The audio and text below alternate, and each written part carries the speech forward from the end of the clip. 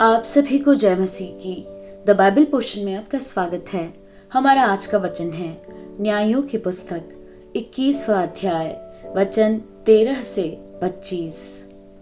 तब सारी मंडली ने उन बिन्यामीनियों के पास जो रिम्मोन नामक चट्टान पर थे कहला भेजा और उनसे संधि की घोषणा की।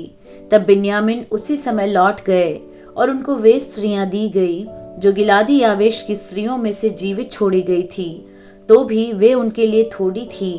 तब लोग बिन्यामीन के विषय फिर यह कह के पछताए कि यहोवा ने इस्राएल के गोत्रों में घटी की है। तब मंडली के वृद्ध लोगों ने कहा, बिन्यामीनी स्त्रियां तो नष्ट हुई हैं, तो बचे हुए पुरुषों के लिए स्त्री पाने का हम क्या उपाय करें। फिर उन्होंने कहा, बचे हुए बिन्यामीनियों के लिए कोई भाग चाहिए।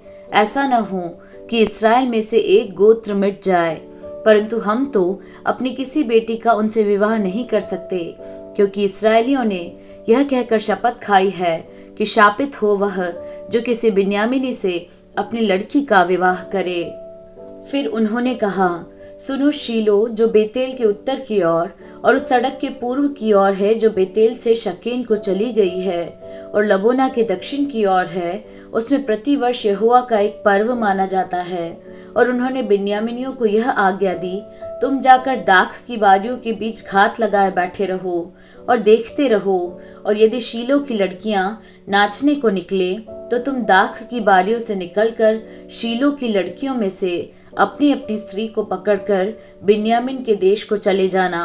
और जब उनके पिता या भाई हमारे पास झगड़ने को आएंगे, तब हम उनसे कहेंगे, अनुग्रह करके उनको हमें दे दो, क्योंकि लड़ाई के समय हमने उनमें से एक एक के लिए स्त्री नहीं बचाई, और तुम लोगों ने तो उनका विवाह नहीं किया, नहीं तो तुम अब दोषी ठहरते।